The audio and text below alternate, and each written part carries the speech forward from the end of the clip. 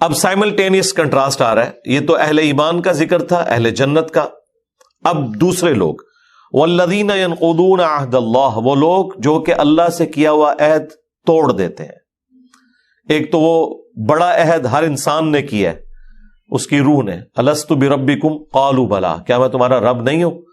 تو روحوں نے کہا تھا. ہماری انسٹنکٹ کے اندر توحید موجود ہے، ہم نے خدا کو مانا ہوا ہے.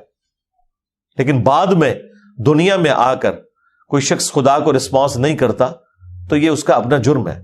تو جو لوگ توڑ دیتے ہیں عہد کو جو انہوں نے اللہ کے ساتھ کیا، اور اس میں وہ عہد بھی ہے جو دنیا میں لوگ انبیاء کرام علیہ السلام کی دعوت کو قبول کرنے کے بعد اللہ کے ساتھ کرتے ہیں.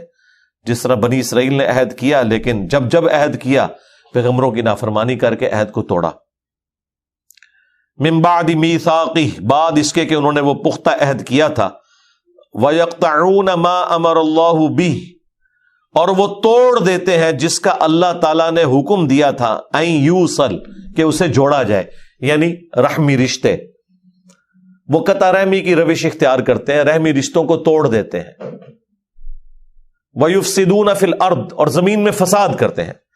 أُولَئِكَ لَهُمُ اللَّعْنَةُ وَلَهُمْ سُوءُ الدَّارِ، ایسے لوگوں کے لیے ہے لعنت اور بہت ہی برا گھر، یعنی جہنم. اللہم لا تجعلنا منہم. لعنت کا لفظی مطلب ہوتا ہے اللہ کی رحمت سے دور.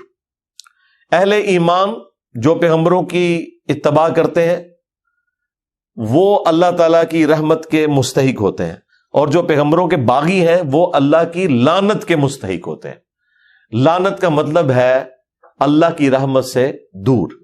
یہ کوئی گالی نہیں ہے اور نہ یہ کوئی نیگیٹو ورڈ ہے، کیونکہ نبی علیہ السلام نے بھی بعض لوگوں کے اوپر لعنت فرمائی ہے. تو نبی کی شان سے یہ چیز ان کے شان ہے ہی نہیں کہ وہ گالی گلوچ کی روش اختیار کریں. لعنت کا مطلب یہ ہے کہ ایسا شخص اللہ کی رحمت سے دور ہے. بہرحال نبی علیہ السلام نے ہمیں ایک یہ تاکید فرمائی ہے کہ جو مسلمان ہے اس کے اوپر لعنت نہ کی جائے. لیکن جو مسلمان ایسی روش اختیار کرتا ہے کہ جس کی وجہ سے وہ لعنت کا مستحق ہوتا ہے، وہ آپ نے ضرور ہائی لائٹ کرنا ہے. اس پہ لعنت نہیں کرنی، لیکن اسے بتانا ہے کہ یہ عمل تمہیں لعنت میں گرفتار کر دے گا. جس طرح قرآن میں آیا لعنت اللہ علی الکاذبین، جھوٹوں پہ اللہ کی لعنت. اگر کوئی میرے سامنے جھوٹ بولے تو میں اسے یہ نہیں کہوں گا کہ تو لعنتی ہے یا تجھ پہ اللہ کی لعنت ہو. ظاہر مسلمان ہے، اس کو آپ نے پروٹوکول دینا ہے، اس کے کلمے کا احترام کرنا ہے. البتہ یہ اسے بتانا ہے کہ بھائی یہ جو تم نے حرکت کی ہے تم لعنت کے مستحق ہو گئے ہو. لعنت اللہ علی الظالمین، ظالموں پر اللہ کی لعنت، یہ بھی قرآن میں آیا. تو ظالم کو یہ ہائی لائٹ کیا جائے گا کہ تم لعنت کے مستحق ہو چکے ہو اپنے اس عمل کے سبب. اور اگر وہ فساد فی الارض کرنے والے ہے تو پھر تو اس کے اوپر قنوت نازلہ بھی پڑھی جا سکتی ہے. پھر آپ نے یہ خیال نہیں کرنا کہ وہ مسلمان ہے یا نہیں ہے، پھر وہ نہیں بچے گا. لیکن جہاں پہ آپ ٹالریٹ کر سکتے ہیں، آخری درجے میں کوشش کریں کہ ایک مسلمان دوسرے مسلمان کے اوپر لعنت نہ کرے. ہاں جنرل آپ لعنت کر سکتے ہیں. میں کئی بار لعنت کرتا ہوں کہ جن لوگوں نے اہل البیت کو ناحق قتل کیا ان پہ اللہ کی لعنت، اللہ کے فرشتوں کی لعنت، تمام لعنت کرنے والوں کی لعنت. بالکل ٹھیک ہے، یقیناً ایسے ہی ہونے والا ہے.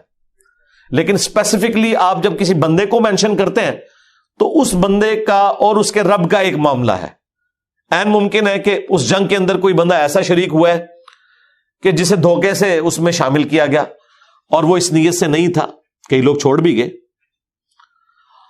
تو یہ معاملہ اللہ کے سپرد کریں. جنرل آپ کہہ سکتے ہیں کہ اہل بیت کے دشمنوں پہ اللہ کی لعنت، صحابہ کرام کے دشمنوں پہ اللہ کی لعنت، انبیاء کرام کے دشمنوں پہ اللہ کی لعنت. جنرل آپ ضرور بات کریں.